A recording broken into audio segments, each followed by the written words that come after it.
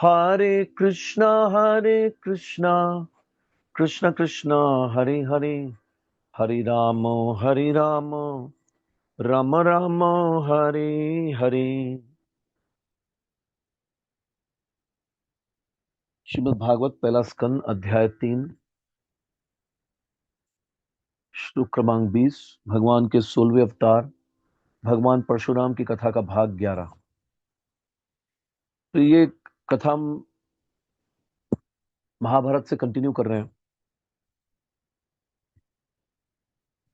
उद्योग पर्व, वहां से कथा हम कंटिन्यू कर रहे हैं। निर्मुक्तानां पन्नगानां स्वरूपा दृष्ट्वा शक्तिर्हेमचित्रा निकृतः प्रादुश्चक्रे दिव्यमस्त्रं महात्मा क्रोधाविष्ठो है हयेश प्रमाथि। कैंचुली से छूटकर निकले हुए सर्पों के समान आकृति वाली उन सुवर्ण जटित विचित्र शक्तियों को कटी हुई देख है राज का विनाश करने वाले महात्मा परशुराम जी ने कुपित होकर पुनः अपना दिव्य अस्त्र प्रकट किया। ततः श्रृण्यः शलभानामिवोग्रः समापेतुर्विशिखानां प्रदीप्तः समाचिनो चापि भृशं शरीरं हयान सुतं सरथं चैव मह्यम।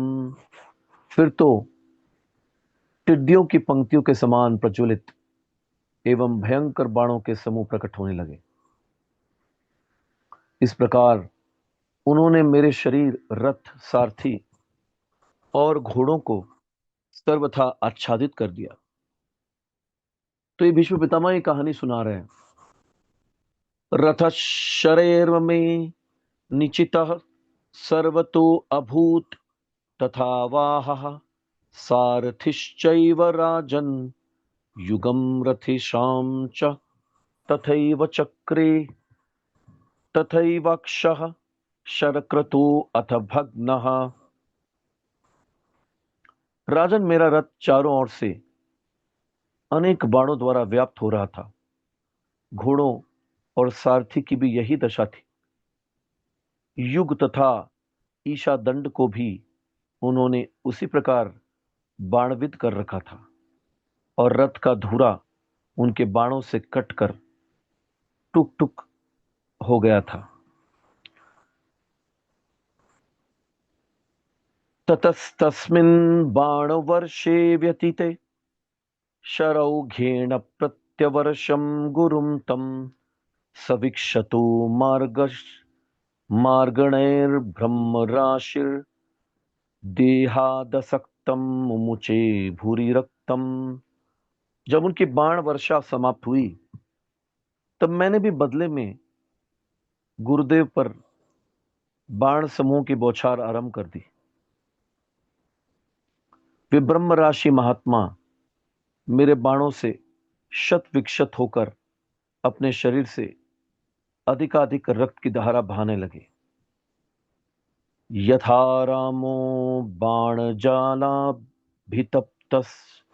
तथैवाहं सुभ्रशं गाढविद्धः ततो युद्धं व्यरमात् चरापराह्णे भानावस्त प्रतियाते महिध्रमा।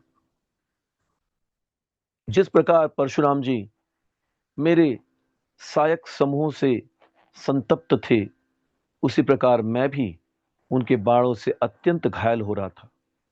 तदनंतर सायंकाल में जब सूर्यदेव अस्ताचल को चले गए तब युद्ध बंद हो गया। इति महाभारते उद्योग पर्वणि अम्बुपाख्यान पर्वणि एकाशीत्यधिक शततमो अध्यायः। द्वयशीत्यधिक शततमो अध्यायः। भीष्म और परशुराम जी का युद्ध। भीष्म उवाच ततः प्रभाते राजेन्द्र सूर्ये विमलतां गते भार्गवस्य मया सार्धं पुनर्युद्धम अवर्तत। भीष्म जी कहते हैं, राजेंद्र, तदनंतर प्रातःकाल जब सूर्यदेव उदित होकर प्रकाश में आ गए, उस समय मेरे साथ परशुराम जी का युद्ध पुनः प्रारंभ हुआ। ततो अभ्रांते रथे तिष्ठन् रामः प्रहरतां वर ववर्ष शरजालानि मयि मेघ इवाचले।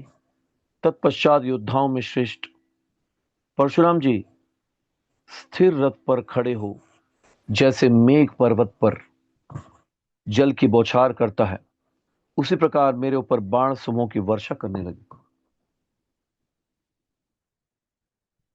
तथा स्तुतो मम सुहृच्छरवर्षेण ताड़ित अपयातो रथोपस्थान मनो मम विषादयन। उस समय मेरा प्रिय सुहृत सारथी बाण वर्षा से पीड़ित हो मेरे मन को विषाद में डालता हुआ रथ की बैठक से नीचे गिर गया। ततः सुतो ममात्यर्थम कश्मलं प्राविशन् महत् पृथिव्यां च शाराघातान् निपपात मुमोह च। मेरे सारथी को अत्यंत मोह छा गया था। वह बाणों के आघात से पृथ्वी पर गिरा और अचेत हो गया।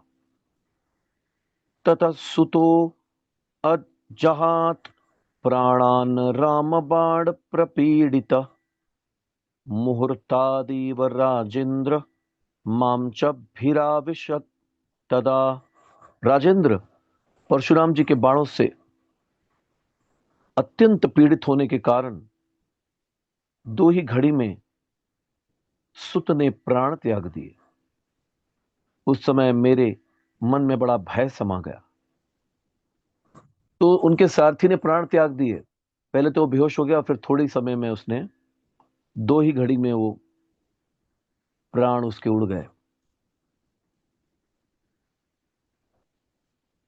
ततः सुते हते तस्मिन् क्षिपतस्तस्य मे शरान् प्रमत्तमनसो रामः प्राहिणोन्मृत्यु सम्मितम। उस सारथी के मारे जाने पर मैं असावधान मन से परशुराम जी के बाणों को काट रहा था।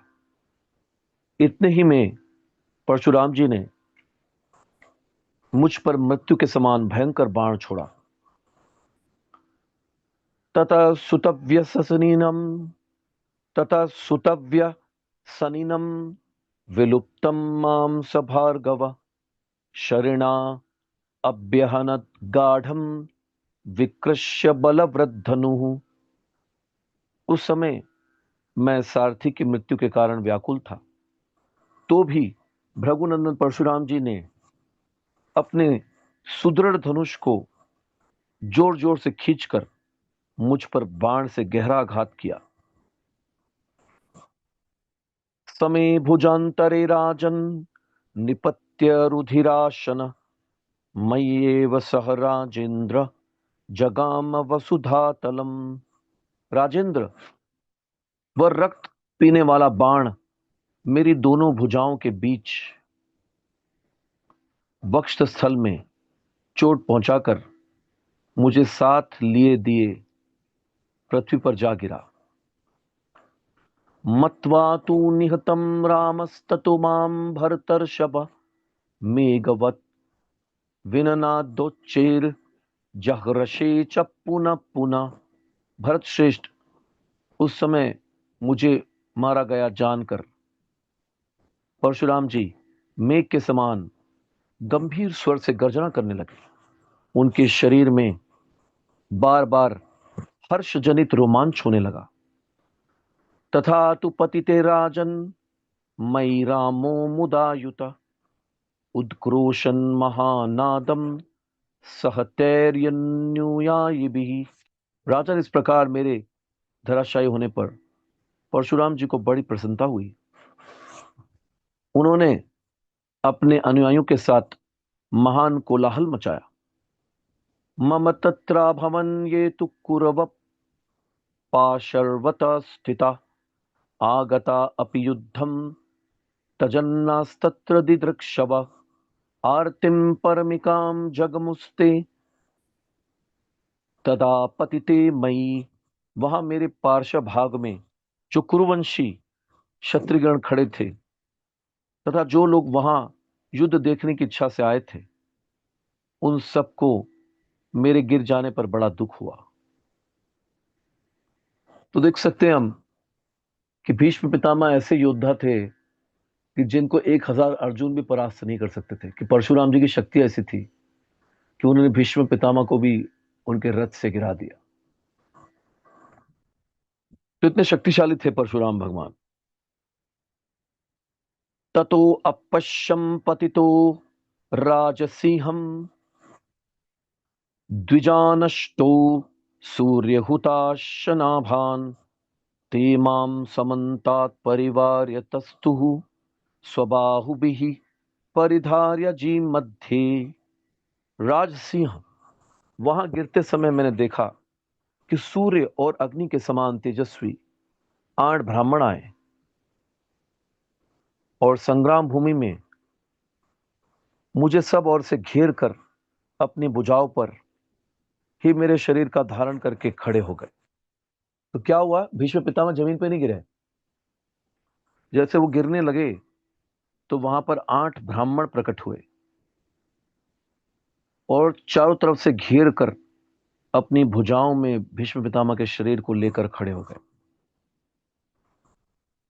रक्ष्यमाणश्च तैर विप्रेरणाहम भूमिम उपास्पृशम अंतरिक्षे धतो हयस्मि तैर विप्रेर बांधवैरिव। उन ब्राह्मणों से सुरक्षित होने के कारण मुझे धरती का स्पर्श नहीं करना पड़ा। मेरे सगे भाई बंधुओं की भांति उन ब्राह्मणों ने मुझे आकाश में ही रोक लिया था। श्वसन्निवान्तरिक्षे च जलबिन्दुभिरुक्षित ततस्ते ब्राह्मणा राजन् अब्रुवन् परिग्रह्य माम। राजन, आकाश में मैं सांस लेता सा ठहर गया था। उस समय ब्राह्मणों ने मुझ पर जल की बूंदें छिड़क दी। फिर वे मुझे पकड़कर बोले, मां भैरिति समम सर्वे स्वस्तिते अस्त्विति चास्कृत ततस्तेषाम् अहं वाग्भिस्तर्पितः सहसोत्थितः मातरं सरितां श्रेष्ठाम् अपश्यम रथम आस्थिताम। तो सबने एक साथ ही बार बार कहा, तुम्हारा कल्याण हो, तुम भयभीत ना हो। उनके वचनामृत से तृप्त होकर मैं सहसा उठ खड़ा हो गया और देखा मेरे रथ पर सारथी के स्थान में सरिताओं में श्रेष्ठ माता गंगा बैठी हुई है। फिर उन्होंने देखा कि उनके ऊपर जल की बूंदें छिड़की इन ब्राह्मणों ने और विश्व पितामह से कहा कि तुम्हारा कल्याण हो और तुम भयभीत ना हो। तो ये सुनने के बाद वे उठ खड़े हुए और जैसे उठ खड़े हुए उन्होंने देखा उनका तो सारथी मर चुका था। तो सारथी के स्थान पे उनकी माता गंगा बैठी हुई थी। हयाश्च मे संग्रहितास्तयासन महानद्यासन यति कौरवेन्द्र पादो जनन्या प्रतिगृह्य चाहम तथा पितॄणाम रथम अभ्यरोहम। कौरवराज, उस युद्ध में महानदी माता गंगा ने मेरे घोड़ों की बागडोर पकड़ रखी थी। तब मैं माता के चरणों का स्पर्श करके और पितरों के उद्देश्य से भी मस्तक नवाकर उस रथ पर जा बैठा। ररक्ष सामां सरथम हयांशचोपस्कराणि च तामहं प्राञ्जलिर्भूत्वा पुनरेव व्यसर्जयम्। माता ने मेरे रथ, घोड़ों तथा अन्य उपकरणों की रक्षा की। तब मैंने हाथ जोड़कर पुनः माता को विदा कर दिया। ततो अहम स्वयं उद्यम्य हयांस्तान् वातरन्हस अयुध्यम जामदग्न्येन निवृते अहनि भारत। भारत तदनंतर स्वयं ही उन वायु के समान वेगशाली घोड़ों को काबू में करके मैं जमदग्नि नंदन परशुराम जी के साथ युद्ध करने लगा। उस समय दिन प्राय समाप्त हो चला था। ततो अहम भरतश्रेष्ठ वेगवंतम महाबलम अमुंचम समरे बाणम रामाय हृदयच्छिदम। भरत श्रेष्ठ उस समर भूमि में मैंने परशुराम जी की ओर एक प्रबल एवं वेगवान बाण चलाया जो हृदय को विदीर्ण कर देने वाला था। ततो जगाम वसुधाम मम बाण प्रपीड़ित जानुभ्याम धनुरुत्सृज्य रामो मोहवशम गता।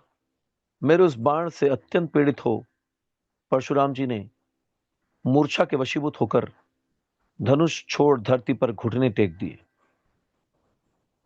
तो ऐसा नहीं कि भीष्म पितामह वो परशुराम जी ने उनके रथ से गिरा दिया या कई बार उनको पीड़ित किया। भीष्म पितामह भी परशुराम जी को पीड़ित कर सकते, वे भी उनको मूर्छित कर देते थे अपने बाणों से।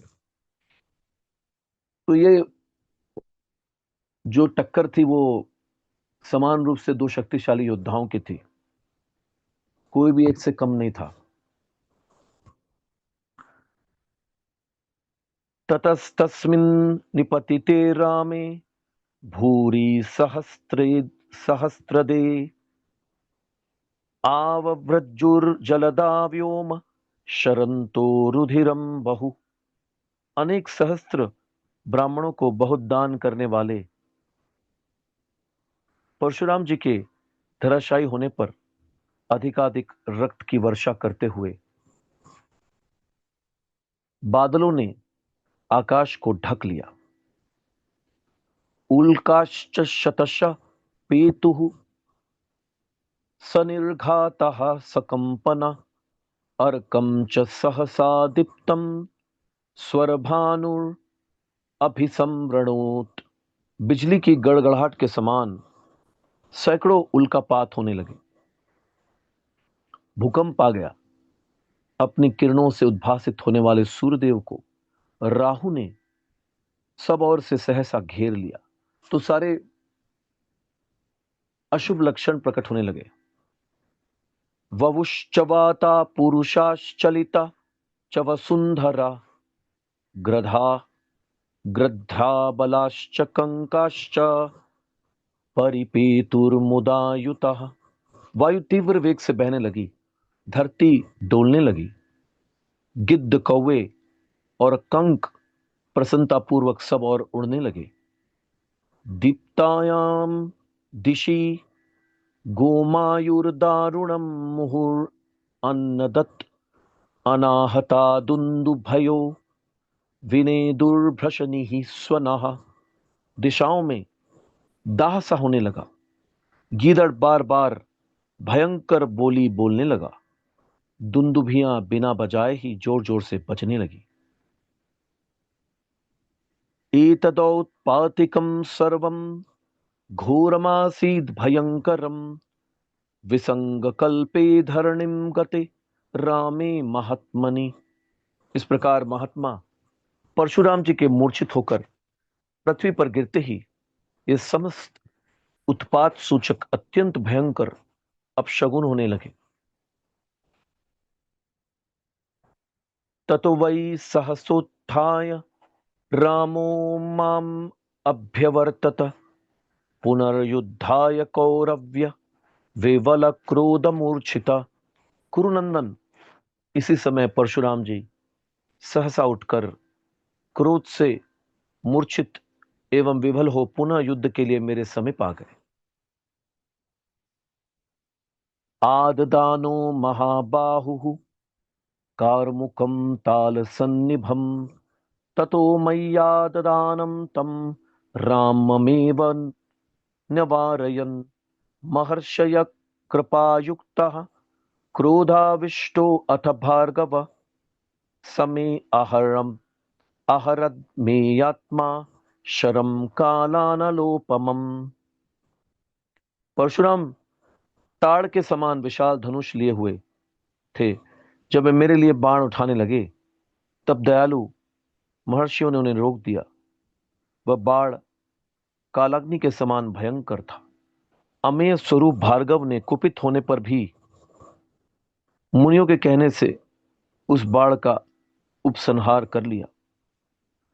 ततो रविर्मंदमरीचिमंडलो जगामस्तं पांसुं पुंजावडु पुंजावगूढ़ः निशाव्यगाहात् सुखशितमारुता ततो युद्धं प्रत्यवहारयाव। तदनंतर मंद किरणों के पुंज से प्रकाशित सूर्यदेव युद्ध भूमि की उड़ती हुई धूलों से आच्छादित हो अस्ताचल को चले गए। रात्रि आ गई और सुखद शीतल वायु चलने लगी। उस समय हम दोनों ने युद्ध समाप्त कर दिया। एवं राजन्नवहारो बभूव तत पुनर्विमले अभूत सुघोरम कल्यम कल्यम विंशतिम वै दिनानि तथैव चान्यनि दिनानि त्रीणि। राजन, इस प्रकार प्रतिदिन संध्या के समय युद्ध बंद हो जाता और प्रातःकाल सूर्योदय होने पर पुनः अत्यंत भयंकर संग्राम छिड़ जाता था। इस प्रकार हम दोनों के युद्ध करते करते 23 दिन बीत गए। अब देखो, ये युद्ध जो है महाभारत से भी ज्यादा चला था। भीष्म पितामह खुद बता रहे हैं कि ऐसे दिन रात ये युद्ध चालू होता, फिर रात शाम को बंद हो जाता सूर्यास्त होने पर। ऐसे युद्ध करते करते करते करते 23 दिन बीत गए। 23 दिन हो चुके हैं, ये युद्ध अभी तक चल रहा है। मतलब महाभारत का युद्ध 18 दिन चला था, तो ये युद्ध 23 दिन हो चुके हैं। 23 डेज कंप्लीट हो गए, तो अभी तक खत्म नहीं हुआ। इति श्री महाभारते उद्योग पर्वणि अंबुपाख्यान पर्वणि राम भीष्म युद्धे द्वयशीत्य अधिक शततमो अध्यायः। त्रयशीत्य अधिक शततमो अध्यायः। भीष्म को अष्टवसुओं से प्रस्वापनास्त्र की प्राप्ति। भीष्म जो थे वो एक वसु थे, 8वें वसु थे। तो ये जो वसु थे इनके भाई थे, तो उनसे उनको एक अस्त्र मिला, तो उसके बारे में वर्णन यहां पर आता है। भीष्म उवाच ततो अहम निशिराजेन्द्र प्रणम्य शिरसा तदा ब्राह्मणानां पितॄणां च देवतानां च सर्वश नक्तं चराणां भूतानां राजन्यानां विषंपते शयनं प्राप्य रहिते मनसा समचिंतयम्। भीष्म जी कहते हैं, राजेंद्र, तदंतर मैं रात के समय एकांत में शैया पर जाकर ब्राह्मणों, पितरों, देवताओं, निशाचरों, भूतों तथा राजऋषि गणों को मस्तक झुकाकर प्रणाम करने के पश्चात मन ही मन इस प्रकार चिंता करने लगा। जामदग्नेन मे युद्धमिदं परम दारुणम् अहानि च बहुनी अद्य वर्तते सुमहत्ययम्।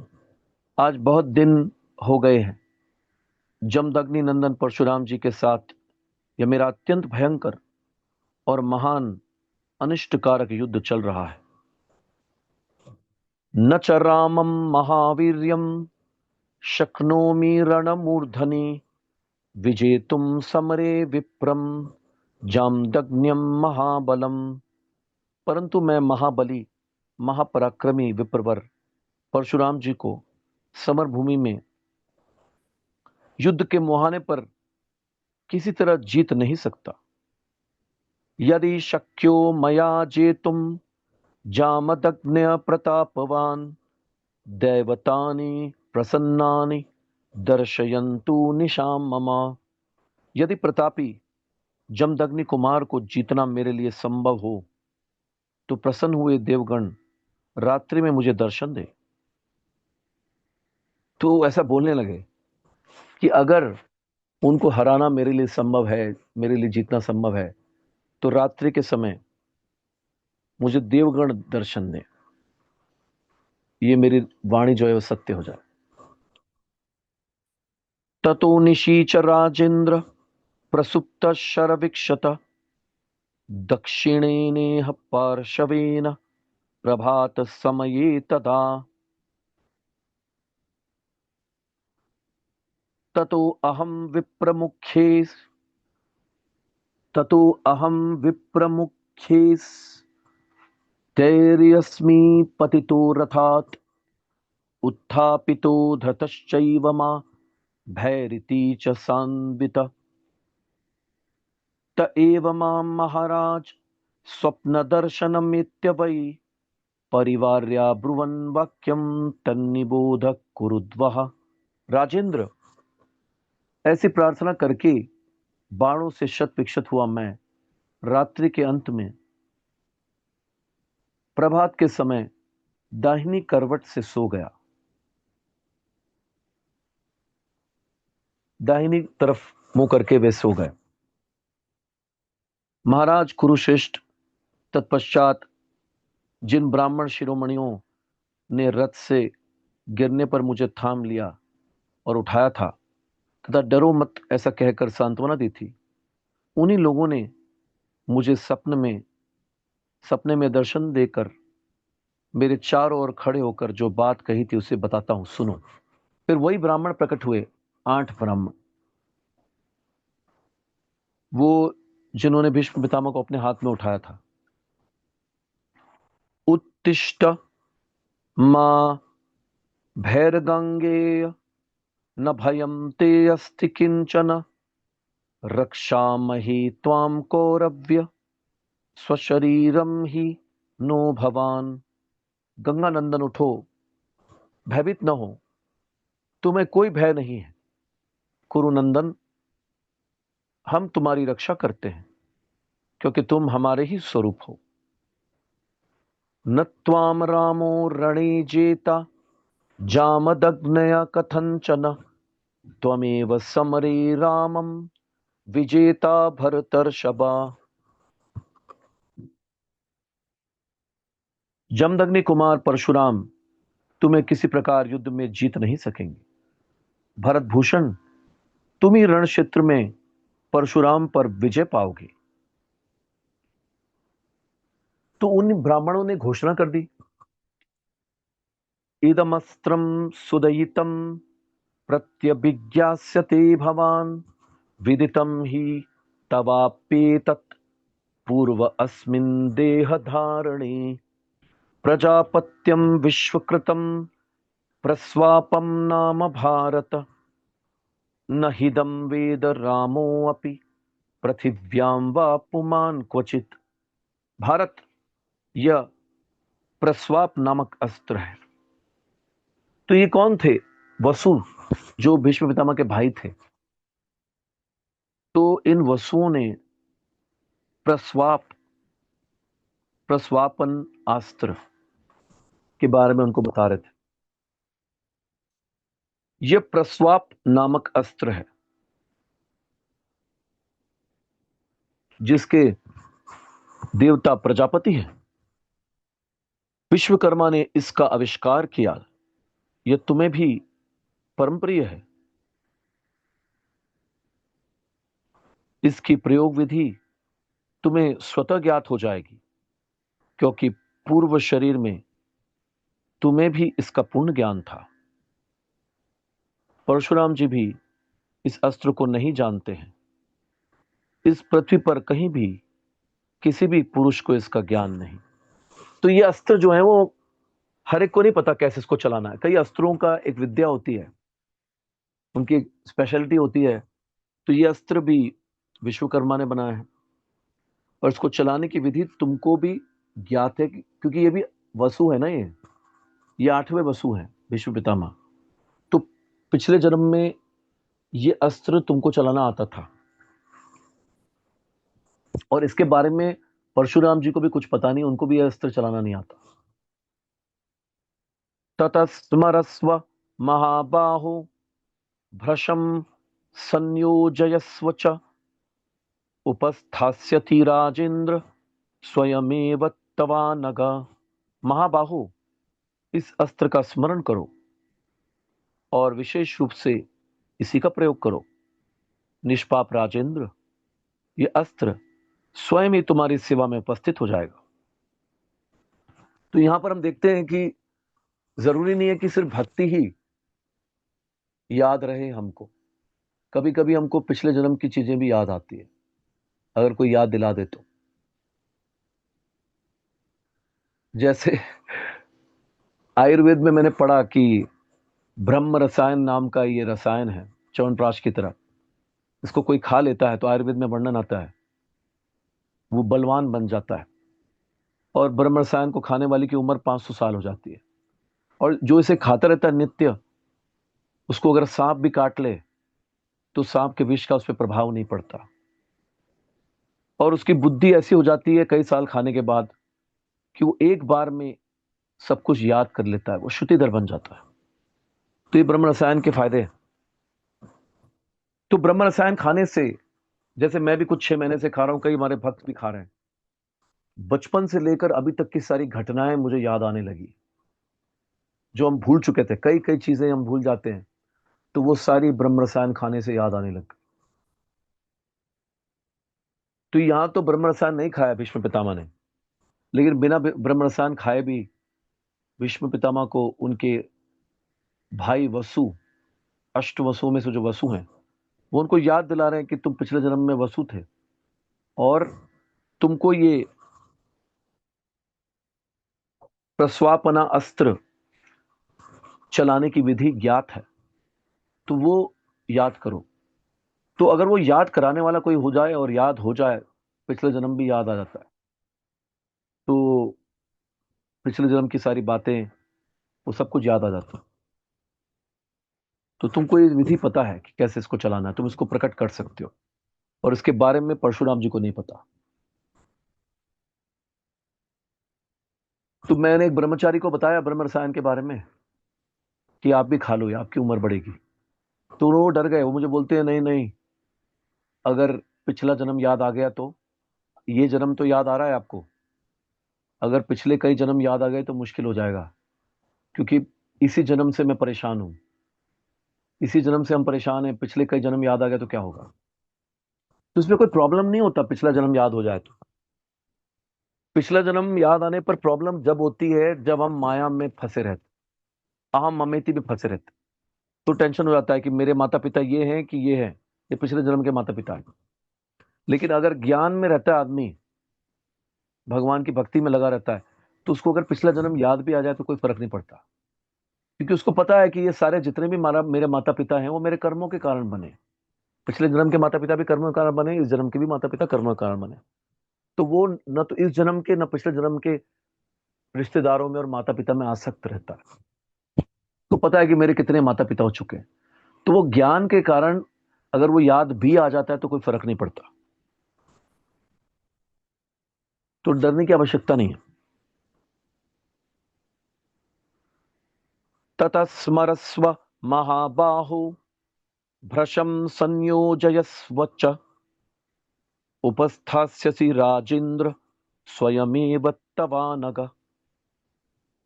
और उल्टा फायदा होता है पिछला जन्म याद आने से। मैं तो बोलता हूं, पिछला जन्म याद आने से पिछले जन्म की कई अच्छी चीजें जो हमने भक्ति करी है, जो अच्छी चीजें करी है, उनका स्मरण करके हम अपनी भक्ति को और तीव्र कर सकते हैं। महाबाहो, इस अस्त्र का स्मरण करो और विशेष रूप से इसका प्रयोग करो। निष्पाप राजेंद्र, यह अस्त्र स्वयं ही तुम्हारी सेवा में उपस्थित हो जाएगा। तो उन अस्त्रों को मंत्रों के द्वारा जब बुलाया जाता था तो प्रकट हो जाते थे। येन सर्वान् महावीर्यान् प्रशासिष्यसि कौरव, न च रामशयं गन्ता तेनास्त्रेण नराधिप। कुरुनंदन, उसके प्रभाव से तुम संपूर्ण महापराक्रमी नरेशों पर शासन करोगे। राजन, उस अस्त्र से परशुराम का नाश नहीं होगा। तो साथ में ये भी बता रहे हैं कि तुम बड़े बड़े राजाओं पर इसका शासन कर सकते हो इस अस्त्र के प्रयोग से, और इस अस्त्र से परशुराम जी मरेंगे नहीं, मरेंगे नहीं, वो उनको हरा सकते हो आप। तो ये डरने की जरूरत नहीं है कि आप अपने गुरु को मार दोगे। एन सा न तु संयोगम प्राप्स्यसि जातु मानद, स्वप्स्यते जामदग्न्यो असौ त्वत्बाण बल पीड़िता। इसीलिए मानद, तुम्हें कभी इसके द्वारा पाप से संयोग नहीं होगा। तुम्हारे अस्त्र के प्रभाव से पीड़ित होकर जमदग्नि कुमार परशुराम चुपचाप सो जाएंगे। तो क्या होगा, इसका प्रभाव जब तुम इसका प्रयोग करोगे तो जमदग्नि कुमार जो है सो जाएंगे। ततो जित्वा त्वमेवैनं पुनरुत्थापयिष्यसि, अस्त्रेण दयितेनाजौ भीष्म संबोधनेन वै। भीष्म तदनंतर अपने उस प्रिय अस्त्र के द्वारा युद्ध में विजयी होकर तुम ही उन्हें संबोधनास्त्र द्वारा पुनः जगाकर उठाओगे। तो पहले तो तुम इस अस्त्र से उनको सुला दोगे। प्रस्वापना, स्वापना मतलब क्या है? सोना, तो सुलाने वाला अस्त्र है प्रस्वापना अस्त्र। और फिर बाद में संबोधनास्त्र का प्रयोग करके तुम उसको जगाओगे। अब बताओ, आज की तारीख में लोग बोलते हैं विज्ञान ने तरक्की कर ली है। विज्ञान के पास ऐसे अस्त्र हैं कि वो अस्त्र का प्रयोग करे तो सामने वाले सारी युद्ध की सेना पूरी सो जाए। कोई है अस्त्र ऐसा? नहीं है। और फिर संबोधनास्त्र, तो ऐसा संबोधनास्त्र है जिसके प्रयोग से फिर शत्रु को आप जगा भी सकते हो। सुलाने के लिए अस्त्र है, जगाने के लिए भी अस्त्र है। एवं कुरुष्व कौरव्य प्रभाते रथमास्थित, प्रसुप्तम वामृतम वेत्ति तुल्यम मन्यामहे वयम। कुरुनंदन, प्रातःकाल रथ पर बैठकर तुम ऐसा ही करो, क्योंकि हम लोग सोए अथवा मरे हुए को समान ही समझते हैं।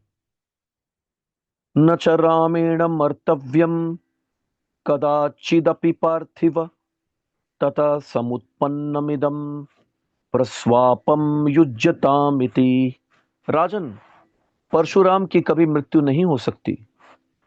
अतः इस प्रकार, अतः इस प्राप्त हुए प्रस्वाप नामक अस्त्र का प्रयोग करो। इति उक्त्वान्तरहिता राजन् सर्व एव द्विजोत्तमाः, अष्टौ सदृशरूपास्ते सर्वे भासुरमूर्तया। राजन, ऐसा कहकर वे वसुरूप सभी श्रेष्ठ ब्राह्मण अदृश्य हो गए। वे आठों समान रूप वाले थे। उन सबके शरीर तेजों में प्रतीत होते थे। इति श्री महाभारते उद्योग पर्वणि अम्बुपाख्यान पर्वणि भीष्म प्रस्वापनास्त्र लाभे त्रयशीत्यधिकशततमो अध्यायः। चतुर्शीत्यधिकशततमो अध्यायः। भीष्म तथा परशुराम जी का एक दूसरे पर शक्ति और ब्रह्मास्त्र का प्रयोग। भीष्म उवाच ततो रात्रो व्यतीतायाम प्रतिबुद्धो अस्मि भारत ततः संचिन्त्य वै स्वप्नम वापम हर्षम उत्तमम। भीष्म जी कहते हैं, भारत, तदनंतर रात बीतने पर जब मेरी नींद खुली तब उस स्वप्न की बात को सोचकर मुझे बड़ा हर्ष प्राप्त हुआ। तो कई बार ऐसा भी होता है कि हमको भी स्वप्न आते हैं, पर वो स्वप्न सच्चे नहीं होते। लेकिन भगवान के बड़े बड़े भक्तों के लिए ये स्वप्न सच्चे होते हैं। कई बार स्वप्न के माध्यम से भी भगवान दर्शन देते हैं, और महान लोग भी स्वप्न के माध्यम से दर्शन देते। ततः संभवत युद्धम मम तस्य च भारत तुमुलम सर्वभूतानां लोमहर्षणम अद्भुतम। भारत, तदनंतर मेरा और परशुराम जी का भयंकर युद्ध छिड़ गया, जो समस्त प्राणियों के रोंगटे खड़े कर देने वाला और अद्भुत था। ततो बाणमयम वर्षम ववर्ष मयि भार्गव न्यवारयम अहम तच्च शरजालेन भारत। उस समय भृगुनंदन परशुराम जी ने मुझ पर बाणों की झड़ी लगा दी। भारत, तब मैंने अपनी सहायक समूह से उस बाण वर्षा को रोक दिया।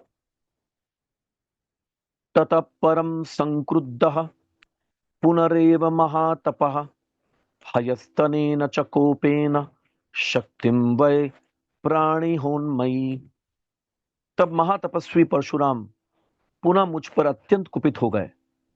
पहले दिन का भी कोप था ही, उससे प्रेरित होकर उन्होंने मेरे ऊपर शक्ति चलाई। इंद्राशनि समस्पर्शाम यमदंड संप्रभाम ज्वलंतिम अग्निवत संखे लेलिहानाम समन्ततः। उसका स्पर्श इंद्र के वज्र के समान भयंकर था, उसकी प्रभा यमदंड के समान थी। तो शक्ति अस्त्र जो चलाया, तो शक्ति अस्त्र के बारे में बता रहे हैं कि वो स्पर्श करे तो वो इंद्र के वज्र के समान है, और उसकी जो तेज थी वो यमदंड के समान थी। और उस संग्राम में अग्नि के समान प्रज्वलित हुई वह शक्ति मानो सब ओर से रक्त चाट रही थी।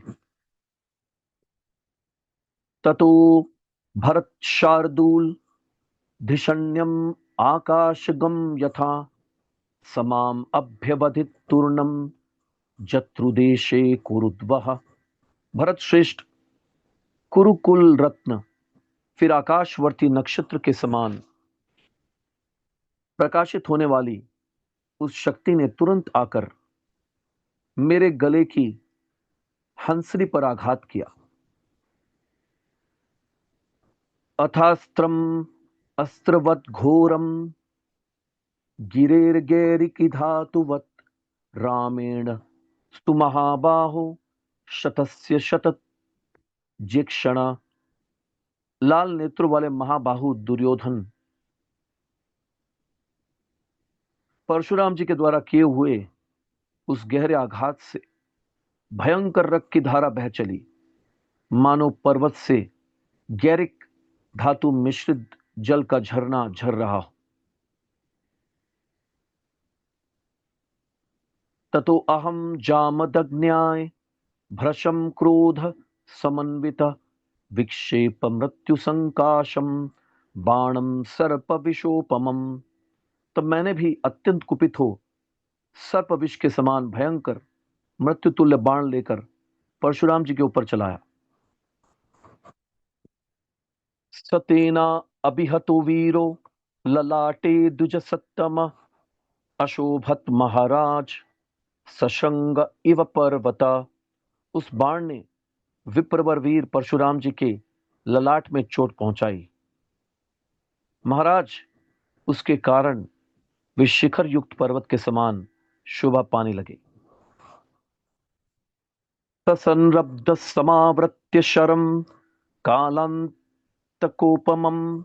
संदधे बलवत्कृष्य घोरम शत्रु निर्वहणम। तब उन्होंने भी रोष में आकर काल और यम के समान भयंकर शत्रुनाशक बाण को हाथ में ले धनुष को बलपूर्वक खींचकर उसके ऊपर रखा। सवक्षसी पपातोग्र शरोव्याल इव श्वसन महिम राजंस्ततश्चाहम अगमम रुधिराविला। राजन, उनका चलाया हुआ वो भयंकर बाण फुफकारते हुए सर्प के समान सनसनाता हुआ मेरी छाती पर आकर लगा। उससे लहूलुहान होकर मैं पृथ्वी पर गिर पड़ा। संप्राप्य तु पुनः संज्ञाम जामदग्न्याय धीमते प्राहिणवम विमलाम शक्तिम ज्वलंतिम अशनिमीव। पुनः चेत में आने पर मैंने बुद्धिमान परशुराम जी के ऊपर प्रज्वलित वज्र के समान एक उज्जवल शक्ति चलाई। तातस्य द्विजमुखस्य निपपतात भुजांतरे विवलश्चा अभवत् राजन वेपतुश्चैनम आविशत। वह शक्ति उन ब्राह्मण शिरोमणि की दोनों भुजाओं के ठीक ठीक बीच में जाकर लगी। राजन, इससे वे विवल हो गए और उनके शरीर में कपकपी आ गई। तथा एनम परिष्वज्य सखा विप्रो महातपा अकृत व्रण शुभेर वाक्येर आश्वासयन तने कधा। तब उनके महातपस्वी मित्र अकृत व्रण ने उन्हें हृदय से लगाकर सुंदर वचनों द्वारा अनेक प्रकार से आश्वासन दिया। समाश्वस्तस्तो राम क्रोधामर्ष समन्वित प्रादुर्चके तदा ब्राह्मं परमास्त्रम महाव्रत। तदनंतर महाव्रती परशुराम जी धैर्य युक्त हो क्रोध और अमर्ष से भर गए और उन्होंने परम उत्तम ब्रह्मास्त्र का प्रयोग किया। ततस्तत् प्रतिघातार्थम ब्राह्मणमेवामस्त्रमुत्तमं मया प्रयुक्तं जज्वाल युगांतमिव दर्शयत्। तब उस अस्त्र का निवारण करने के लिए मैंने भी उत्तम ब्रह्मास्त्र का ही प्रयोग किया। मेरा वह अस्त्र प्रलय काल सा दृश्य उपस्थित करता हुआ प्रज्वलित हो उठा। तो पहले परशुराम जी ने ब्रह्मास्त्र का प्रयोग किया, फिर भीष्म पितामह ने भी ब्रह्मास्त्र का प्रयोग किया। तयोर्ब्रह्मास्त्रयोरासिदन्तरा वै समागम असंप्राप्यैव रामं च मां च भारत सत्तम। भरतवंश शिरोमणि वे दोनों ब्रह्मास्त्र मेरे तथा परशुराम जी के पास न पहुंचकर बीच में ही एक दूसरे से भिड़ गए।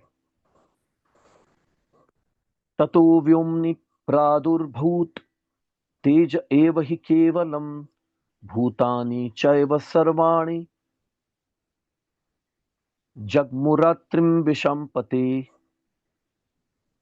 प्रजानाथ, फिर तो आकाश में केवल आग की ज्वाला प्रकट होने लगी। इससे समस्त प्राणियों को बड़ी पीड़ा हुई। ऋषयश्च सगंधर्वा देवताश्चैव भारत संतापम परमं जगमुर अस्त्र तेजो अभिपीड़िता। भारत, उन ब्रह्मास्त्रों के तेज से पीड़ित होकर ऋषि, गंधर्व तथा देवता भी अत्यंत संतप्त हो उठे। ततश्चाल पृथ्वी सपर्वत तवन्द्रुमा संतप्तानि च भूतानि विषादम जगमुर उत्तमम। फिर तो पर्वत, वन और वृक्षों सहित सारी पृथ्वी डोलने लगी। भूतल के समस्त प्राणी संतप्त हो अत्यंत विषाद करने लगे। प्रज्ज्वाल नभो राजन धूमायन्ते दिशो दिश दिशो दश न स्थातुम् अंतरिक्षे च शेकुराकाशगास्तदा। राजन, उस समय आकाश जल रहा था, संपूर्ण दिशाओं में धूम व्याप्त हो रहा था। आकाशचारी प्राणी भी आकाश में ठहर न सके। ततो हाहाकृते लोके सदैवासुर राक्षसे इदं मंत्रमित्येवं मुक्तुकामोऽस्मि भारत। प्रस्वापमस्त्रं त्वरितो वचनात् ब्रह्मवादिनां विचित्रं च तदस्त्रं मे मनसि प्रत्यभात तदा। तदनंतर देवता, असुर तथा राक्षसों सहित संपूर्ण जगत में हाहाकार मच गया। भारत, यही उपयुक्त अवसर है, ऐसा मानकर मैंने तुरंत ही प्रस्वापनास्त्र को छोड़ने का विचार किया। फिर तो उन ब्रह्मवादी वसुओं के कथानुसार उस विचित्र अस्त्र का मेरे मन में स्मरण हो आया। इति महाभारते उद्योग पर्वणि अम्बोपाख्यान पर्वणि परस्पर ब्रह्मास्त्र प्रयोगे चतुर्शीत्यधिकशततमो अध्यायः। पंचाशीत्यधिकशततमो अध्यायः।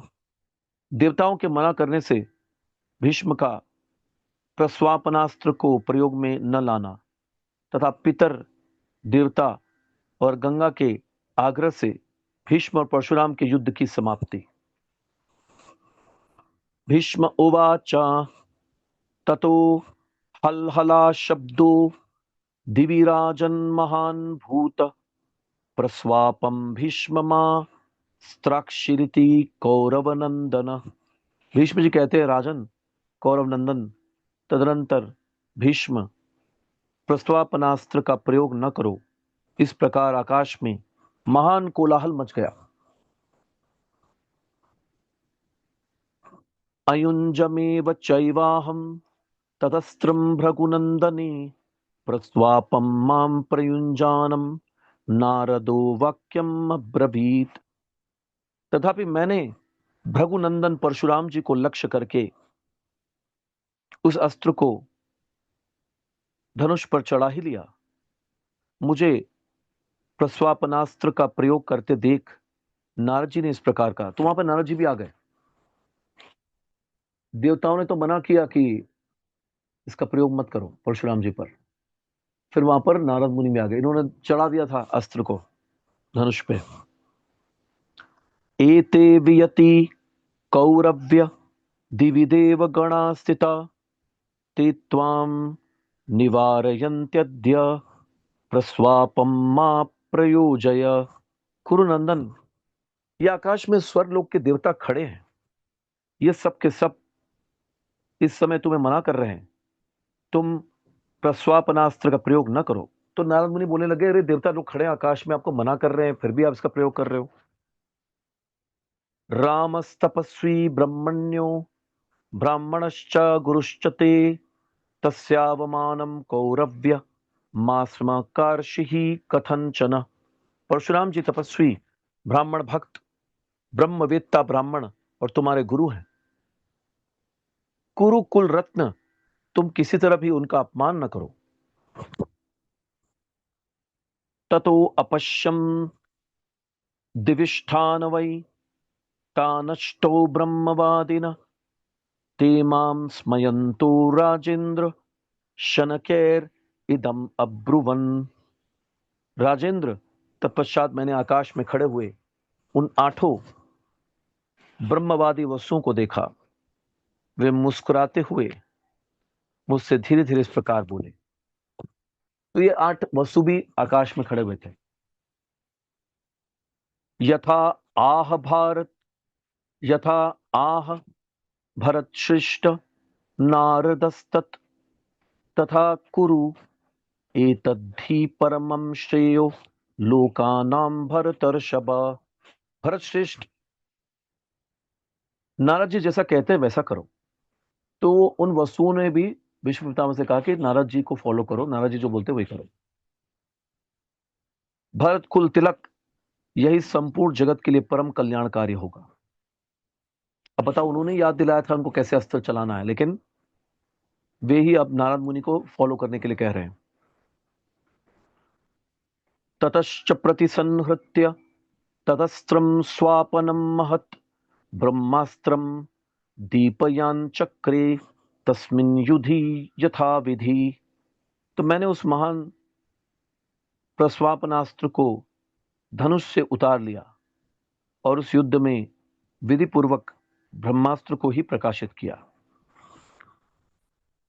ततो रामो हृषितो राजसिंह दृष्ट्वा तदस्त्रं विनिवर्तितं वै जितोऽस्मि भीष्मेण सुमंद बुद्धिर इत्येव वाक्यम सहसा विमुंचत। राजसिंह, मैंने प्रस्वापनास्त्र को उतार लिया है। यह देखकर परशुराम जी बड़े प्रसन्न हुए। उनके मुख से सहसा यह वाक्य निकल पड़ा कि मुझ मंद बुद्धि को भीष्म ने जीत लिया। तो ये परशुराम जी ने देखा कि ऐसा भयंकर अस्त्र होते हुए भी जो उनको युद्ध में विजय दिला सकता है, उन्होंने देवताओं के कहने को मान लिया, नारद मुनि के कहने को मान लिया और प्रस्वापनास्त्र को उतार दिया। तो ये देखकर परशुराम जी बहुत प्रसन्न हो गए और कहने लगे कि मेरे जैसे मंद बुद्धि को भीष्म ने जीत लिया। हार भीष्म पितामह ने जानबूझकर युद्ध को हारा है। मतलब वो चाहते तो उनको आराम से हरा सकते थे इस प्रस्वापनास्त्र से, लेकिन जानबूझकर उन्होंने इस अस्त्र को छोड़ दिया। तो ये उनकी नम्रता है कि जीतते हुए भी अपने गुरु को रिस्पेक्ट देने के लिए उन्होंने उस अस्त्र को हटा दिया। तो ये देखकर परशुराम जी ने घोषणा कर दी कि भीष्म जीत गए। ततो अपश्यत पितरम जामदग्न्यः पितुस्तथा पितरम चास्य मान्यम ते तत्र चैनम परिवार्य तस्थूर उचुश्चैनम सांत्वन पूर्वम तदानिम। इसके बाद जमदग्नि कुमार परशुराम ने अपने पिता जमदग्नि को तथा उनके भी मान्य पिता ऋचिक मुनि को देखा। वे सब पितर उन्हें चारों ओर से घेर कर खड़े हो गए और उस समय उन्हें सांत्वना देते हुए बोले। तो परशुराम जी के पिता और उनके पर पिता ऋचिक मुनि ये सब आकाश मार्ग से खड़े होकर देख रहे थे। तो वे फिर परशुराम जी से बात करने लग गए। पितर उचुहु मास्मैवं साहसं तात पुनः कार्षिः कथंचन भीष्मेण संयुगम गंतुम क्षत्रियेण विशेषतः। पितरों ने कहा, तात, फिर कभी किसी प्रकार भी ऐसा साहस न करना। भीष्म और विशिष्ट क्षत्रिय के साथ युद्धभूमि में उतरना अब तुम्हारे लिए उचित नहीं है। तो वो पितर जो है, उनके पिता जमदग्नि ऋषि और ऋचिक मुनि जो उनके पर पिता हैं, वे कहने लग गए कि बस अभी आपने क्षत्रिय धर्म का पालन कर लिया, क्षत्रियों को मार दिया सतयुग के अंत में, तो अब वापस आपको ये शस्त्र लेने की आवश्यकता नहीं है। वापस भीष्म और क्षत्रियों के साथ युद्ध करने की क्या आवश्यकता है? ये आपके लिए उचित नहीं है। अभी आप ब्राह्मण की तरह आचरण करो, क्योंकि ये त्रेता युग में भी उन्होंने शस्त्र उठाया था और भगवान राम को ललकारा था। बाद में जब भगवान राम ने उनको दर्शन दिए तो वे वापस पृथ्वी छोड़कर महेंद्र पर्वत पर चले गए थे और वे ब्राह्मण की तरह आचरण कर रहे थे। तो उनके पिता ने कहा और पितरों ने कहा कि आप क्या कर रहे हो, ये वापस क्यों आप क्षत्रिय धर्म का पालन करने लग गए? क्षत्रियस्य तु धर्मो अयम यद युद्धम भृगुनंदन स्वाध्यायो व्रतचर्यात् ब्राह्मणानां परमं धनम। भृगुनंदन, क्षत्रिय का तो युद्ध करना धर्म ही है, किंतु ब्राह्मणों के लिए वेदों का स्वाध्याय तथा उत्तम व्रतों का पालन ही परम धर्म है। तो बता रहे कि अभी तो आप ब्राह्मण बन गए हो वापस, आपका काम है वेदों का अध्ययन करना, स्वाध्याय करना और उत्तम व्रतों का पालन करना। तो आप क्षत्रिय की तरह आचरण क्यों कर रहे हो? इदम निमित्ते कस्मिन् चिदस्माभि प्रागुदाहृतम शस्त्रधारणम अति उग्रम तच्च कार्यम कृतम त्वया। यह बात पहले भी किसी अवसर पर हमने तुमसे कही थी। पहले भी हमने आपको कहा था कि तुम बार बार शस्त्र क्यों उठा लेते हो। शस्त्र उठाना अत्यंत भयंकर कर्म है, अतः तुमने यह न करने योग्य कार्य ही किया है। वत्स पर्याप्तम एतावत् भीष्मेण सह संयुगे विमर्दस्ते महाबाहो व्यपहा व्यपयाही रणादिता। महाबाहु वत्स, भीष्म के साथ युद्ध में उतरकर जो तुमने इतना विध्वंसात्मक कार्य किया है, यही बहुत हो गया। अब तुम इस संग्राम से हट जाओ। तुमको मना करने लगे, बंद करो, अभी क्या है, तुमने पहले ही इस युद्ध में उतरकर उचित कार्य नहीं किया। पर्याप्तम एतत् भद्रम ते तव कार्मुक धारणम विसर्जयेतत् दुर्धर्ष तपस्तपस्यव भार्गव एष भीष्म शान्तनवो दैवेह सर्वे निर्वारित निवर्तस्व रणादस्मादिति चैव प्रसादित रामेण सह मा योत्सिर गुरुणेति पुनः पुनः नहि रामो रणे जेतुम त्वया न्यायः कुरुद्वः मानं कुरुष्व गांगेय ब्राह्मणस्य रणाजिरे। भृगुनंदन, तुम्हारा कल्याण हो। दुधर्ष वीर, तुमने जो धनुष उठा लिया यही पर्याप्त है। अब इसे त्याग दो और तपस्या करो। देखो, इन संपूर्ण देवताओं ने शांतनु नंदन भीष्म को भी रोक दिया है। वे उन्हें प्रसन्न करके यह बात कर रहे हैं कि तुम युद्ध से निवृत्त हो जाओ। परशुराम तुम्हारे गुरु हैं, तुम उनके साथ बार बार युद्ध न करो। कुरुक्षेत्र परशुराम को युद्ध में जीतना तुम्हारे लिए कदापि न्याय संगत नहीं।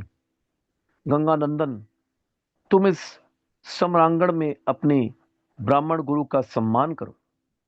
तो देवता भी भीष्म पितामह को समझा रहे थे कि तुम युद्ध मत करो, पर यहां पर परशुराम जी को उनके पिता और दादाजी समझा रहे हैं। वयम तु गुरुवस्तुभ्यम तस्मात् त्वां वारयामहि भीष्मो वसुना मन्यतमो दिष्टया जीवसी पुत्र का। बेटा परशुराम, हम जो तुम्हारे गुरुजन आदरणीय पितर हैं, इसीलिए तुम्हें रोक रहे हैं। पुत्र भीष्म वसुओं में से एक वसु है। तुम अपना सौभाग्य ही समझो कि उनके साथ युद्ध करके अब तक जीवित हो। तो ये जो वसु होते हैं, ये वसु कोई साधारण लोग नहीं है। ये वसु देवता हैं, बहुत ही शक्तिशाली होते हैं। तो वे बोल रहे हैं कि ये इतने शक्तिशाली हैं, वसु हैं भीष्म, और तुम्हारा भी सौभाग्य है कि तुम अभी तक युद्ध करके जीवित हो। गांगेय शांतनो पुत्रो वसुरेश महायशा कथम शक्यस्त्वया जेतुम निवर्तस्वेह भार्गव। भृगुनंदन, गंगा और शांतनु के ये महायशस्वी पुत्र भीष्म साक्षात वसु ही है। इन्हें तुम कैसे जीत सकते हो? अतः यहां युद्ध से निवृत्त हो जाओ।